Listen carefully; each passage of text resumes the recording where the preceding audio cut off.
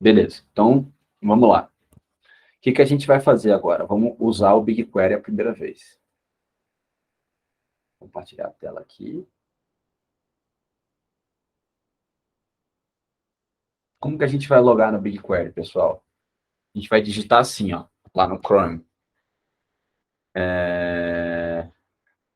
Google Cloud Console. Deixa eu botar isso aqui no chat para vocês. Google Cloud Console. Quando abrir o Google Cloud Console, vai abrir um anúncio, que tem esse ad aqui de advertising, e aí a gente vai descer aqui para o Google Cloud Platform, que daí acaba sendo esse link aqui, ó. Console, Google, nananana. Vou mandar esse link aqui também, que eu acho que vai ficar fácil para vocês. Deixa eu apagar esse negócio aqui. Opa, eu apaguei o HTTPS. Aqui. console.cloud.google.com. Vamos entrar nesse link. Eu até vou clicar aqui direto nesse link, para vocês verem que vai funcionar. Fechou. Então, aqui, bom, eu estou no meu... Esse aqui é o da minha companhia, deixa eu trocar aqui. Data Wiki do cacete. Pronto, agora sim. Só fechar esse outro cara aqui. Beleza, então aqui a gente está no nosso Data Wiki, que a gente configurou lá dentro do primeiro dia. Olha que legal. Agora, a gente tem aqui os free trials, né? Então, tá 1.810,92, não sei o que lá e tal. Então, tá tudo dando boa. O que a gente vai fazer aqui? Vamos clicar no Navigation Menu. Vamos clicar no BigQuery.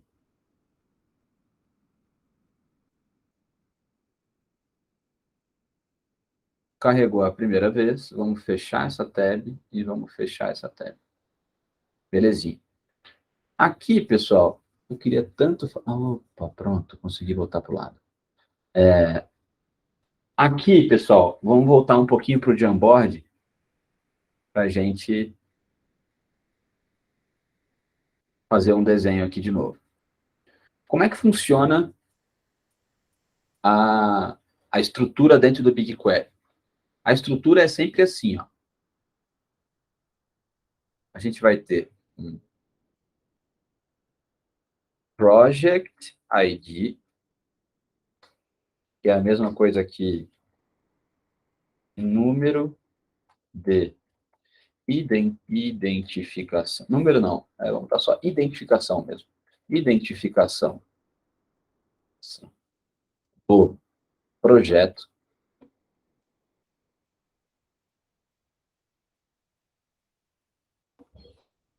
E aí, o que é a identificação do projeto? A identificação do projeto, ela é o quê? Ela é a parte maiorzona aqui, ó. Então, um projetão, o que ele tem? Um projetão, ele é a maior estrutura que existe dentro do BigQuery. E aí, dentro do meu projetão, vamos voltar para cá, ó. Quem que é o nosso projetão aqui, ó? My First Project, ele está aqui em cima. E aí a gente não vai se referir a ele pelo nome fantasia, que seria esse name aqui. A gente vai se referir a esse projeto sempre com o seu ID. Então, no nosso caso aqui, o nosso ID é Onyx Ive 3694. Parece um carro, né? Chevrolet Onix, placa IVY 3694. Então, esse aqui é o nosso ID. Perfeito. No de vocês, o ID de vocês vai ser diferente, obviamente, né? Mas vai ser algo bem peculiar, assim, tipo, sopa de letrinhas e tracinhos. Beleza. E aí, dentro do nosso... O que a gente pode fazer com um projeto dentro do BigQuery? A gente pode criar um dataset. Ah, legal. Então, vamos voltar para cá, para o nosso desenho. Então, um projeto, ele pode conter Vamos trocar aqui agora para um quadradinho de cor azul. Então, dentro de um projeto, eu posso ter o dataset 1, peraí. Eu posso ter aqui o dataset A.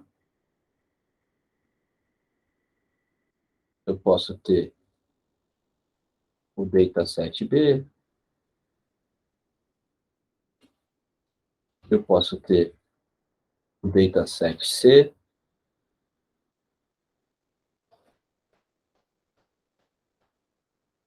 E aí eu posso ter o dataset X.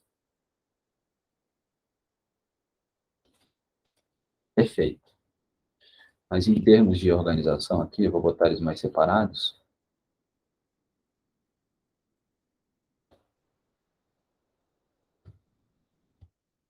E aqui C. Beleza. Esse cara aqui vai ter a cor amarela. Esse cara aqui vai ter a cor preta. E esse cara aqui vai ter a cor verde. Ok. E aí, vamos criar aqui o nosso primeiro dataset?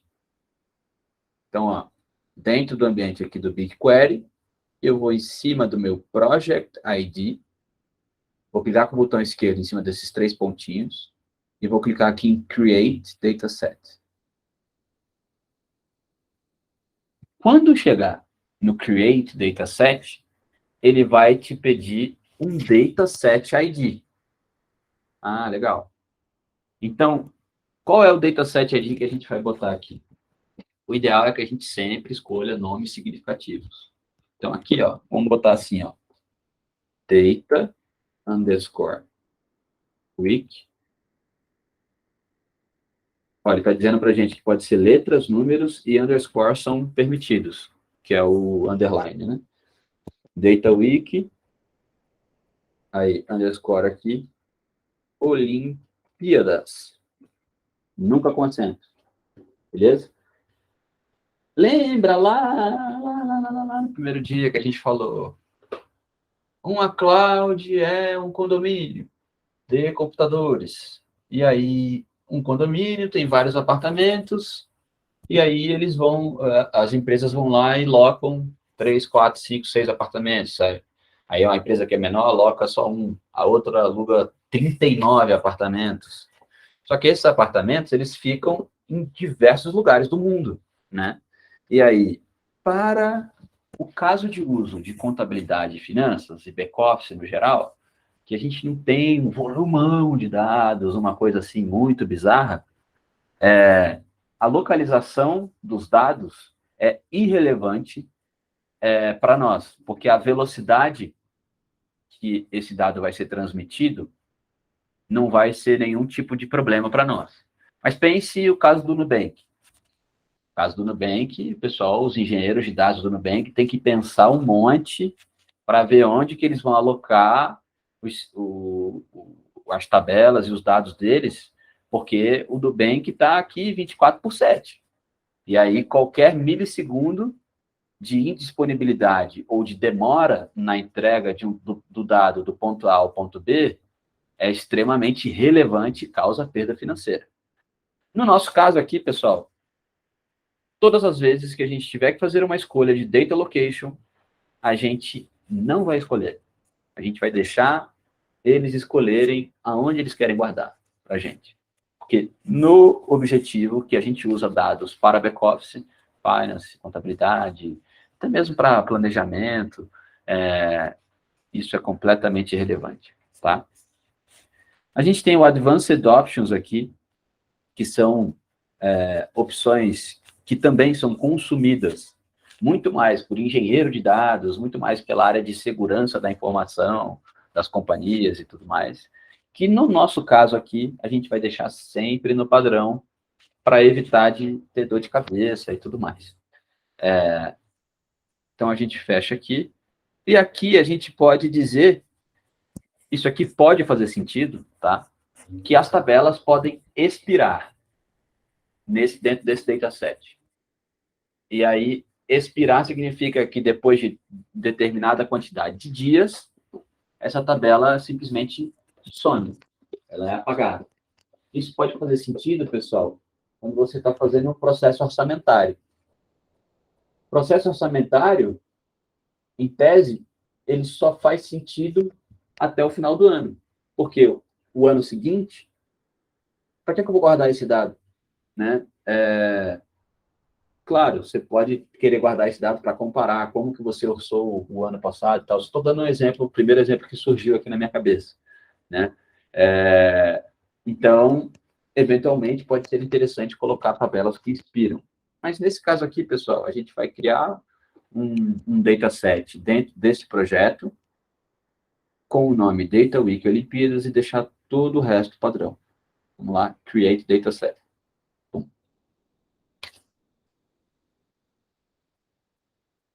E ele está criando. Ó, ele disse aqui para mim, Data Week Olimpíadas Created. Quando a gente clicar nessa setinha aqui, opa! A parte legal é que esse meu desenho aqui e a forma como aparece aqui para o usuário já dá a entender que um projeto pode ter vários datasets dentro desse mesmo projeto. Beleza? E aí, qual é a última estrutura que a gente vai trabalhar? A gente vai trabalhar com a estrutura que é a seguinte. Eu posso ter, dentro do dataset A,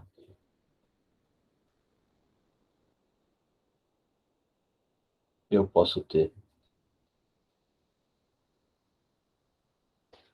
a tabela 1, tabela 2. E aí eu não vou ficar escrevendo diversas vezes, a gente não perder tempo. Então, tabela N.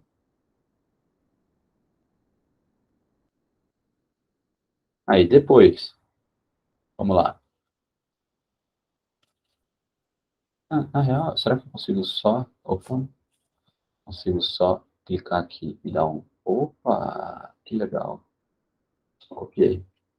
E aqui eu vou trocar para preto. Esse aqui eu vou copiar também.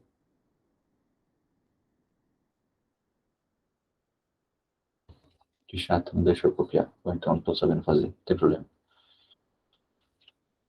Tabela 1.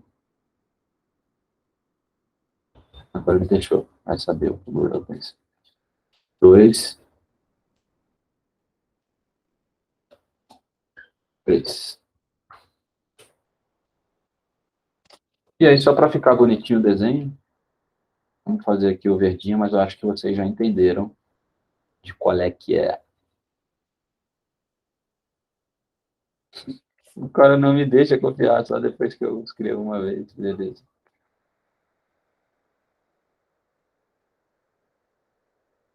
Tabela 1, tabela 2, tabela N.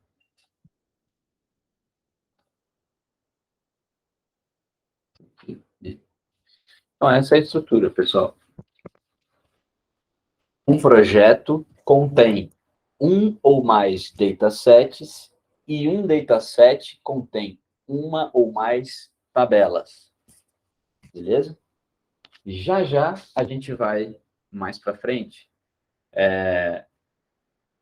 confirmar e acrescentar mais uma estrutura de dados aqui, mas não é o momento agora, tá? Então, aqui, deixa eu só trocar, porque a gente está falando só de looping, né? Vamos botar aqui, quadro de rascunho Data Week. Beleza. Então, vamos voltar lá para o nosso BigQuery, certo? Criamos nosso dataset e agora a gente vai criar... Deixa eu ver se alguém perguntou alguma coisa. Não. E agora a gente vai criar a nossa tabela. Então, vamos aqui, ó. Quando você clica no projeto, você só pode criar um dataset. Quando você clica num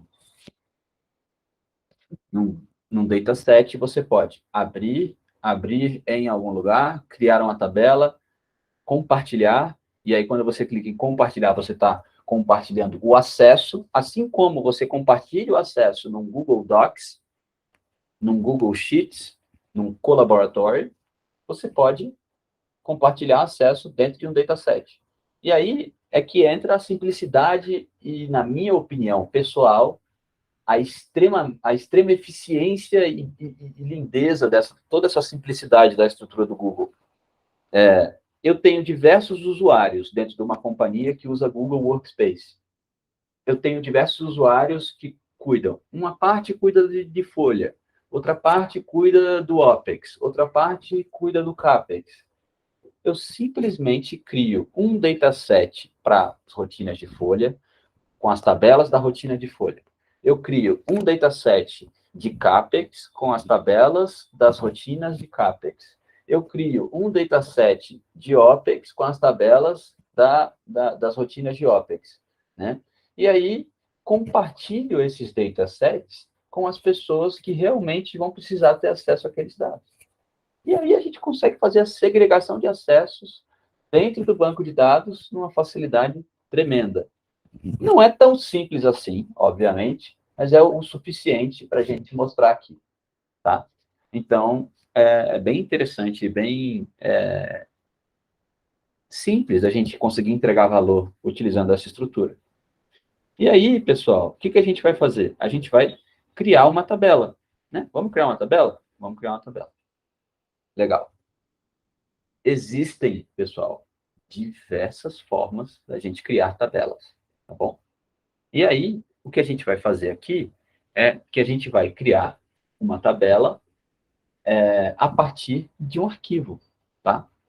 E aí, que arquivo? A gente vai criar a partir do Drive, por exemplo.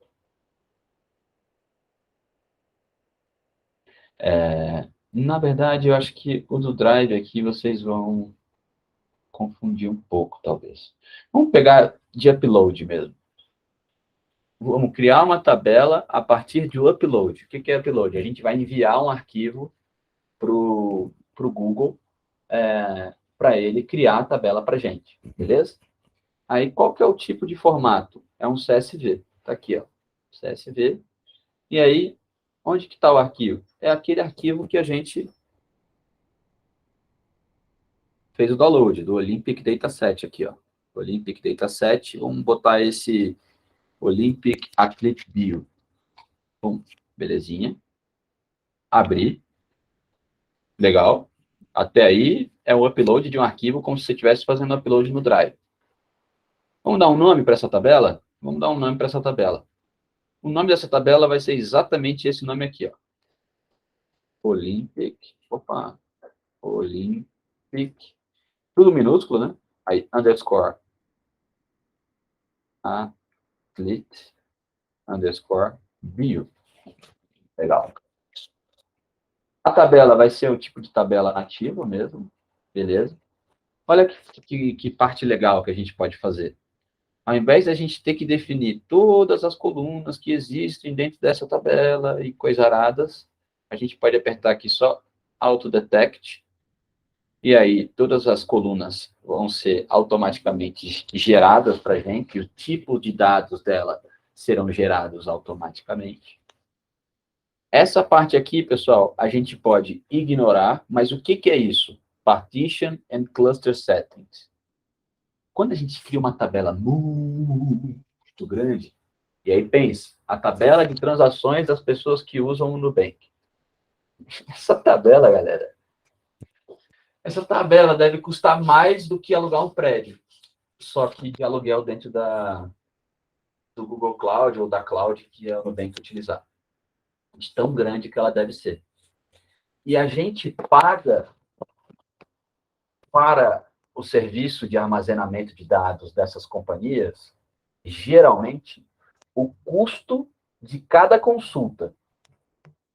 O custo de cada consulta, ele pode ser otimizado, ou seja, ele pode ser reduzido se eu particionar esse arquivo gigantesco utilizando uma coluna de data, por exemplo. E aí é como se a gente tivesse organizado a nossa biblioteca em ordem alfabética. E aí, se você organizou em ordem alfabética, vai ser muito mais fácil você encontrar o livro com a letra K do que se você não tivesse organizado por ordem alfabética. O partition, ele segue essa mesma lógica. E é suficiente para as discussões que a gente vai ter aqui na Data Week. Depois, vocês podem utilizar o que a gente vem utilizando o tempo inteiro, que é, copia isso aqui, vai lá no Google. What is partition close settings in BigQuery? Tem já, ó, Towards Data Science. Tem um artigo feito pela comunidade explicando exatamente o que você precisa. O que você tem que fazer? Ler esse artigo, bem tranquilo, que você vai entender. Então, vamos voltar para cá. Advanced Options. Vamos expandir essas opções. Essa parte aqui, escreva se tiver vazio, quantos erros que são permitidos quando você vai subir. Aí, aqui tem coisas importantes. Tem coisas bem importantes. Que é o quê? Qual é o delimitador? É um tab, um pipe, é um custom? O que é custom? É tipo, se não for tab, se não for pipe, se não for vírgula. Por exemplo, se for ponto e vírgula. A gente vem aqui no custom e coloca ponto e vírgula. O que é isso mesmo, Ivan? Eu me esqueci. Não tem problema, vamos dar uma revisada. Ó, Olímpica, Bio. Vamos olhar ele aqui no editor de texto. Nosso separador, pessoal, dentro desse CSV é a vírgula. Vírgula em inglês é coma. Então, a gente poderia vir aqui e botar coma. Ou, se você quiser, você pode vir custom e, ao mesmo tempo, vir aqui e botar vírgula. Não tem problema. Eu prefiro botar o coma aqui, sem estresse. E aí, ele vai perguntar para a gente, nas linhas do cabeçalho, quais linhas você quer pular? Né? E aí, se você não manja o que está escrito aqui, só para deixar todo mundo confortável, né? Vamos jogar isso aqui no Translate lá. Translate. Brickman. Meu Deus. Header, rows to skip. Linhas de cabeçalho a serem ignoradas. Opa, massa. Linhas de cabeçalho a serem ignoradas. Eu tenho aqui, ó, uma linha, a primeira linha é a linha de cabeçalho, e eu quero ignorar. Perfeito. Então, o que eu vou botar aqui?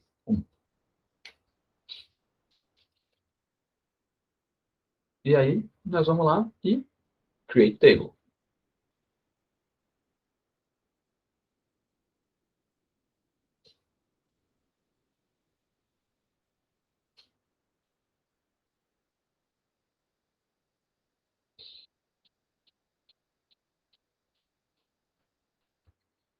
Demora um pouquinho, mas vai dar tudo certo.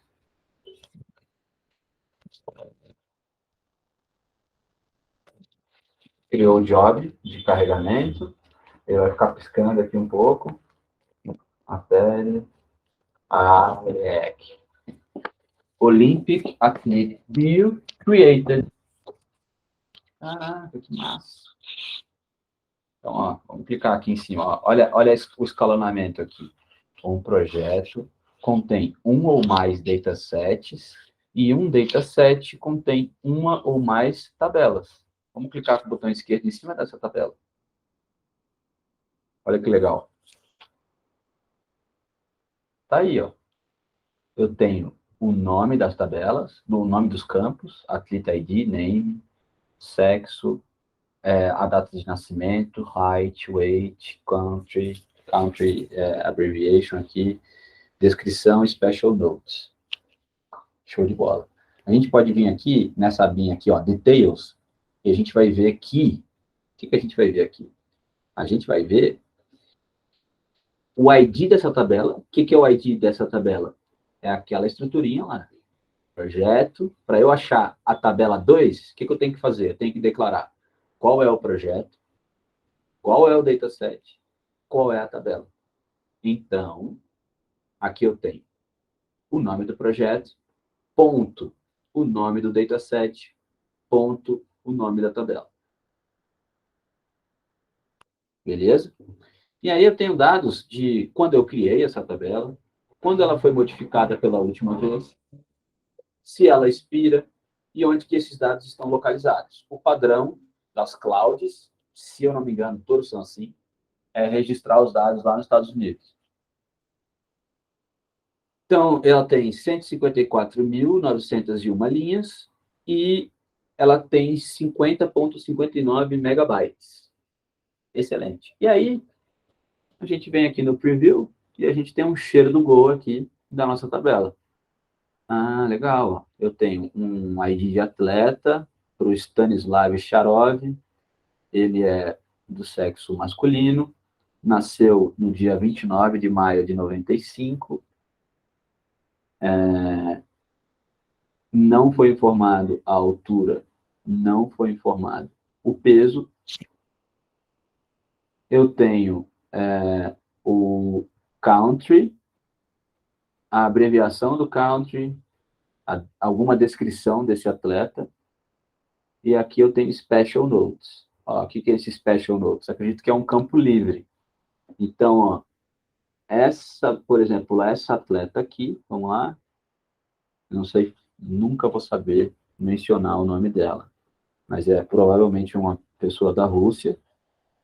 Ela é do sexo feminino, nasceu em 97.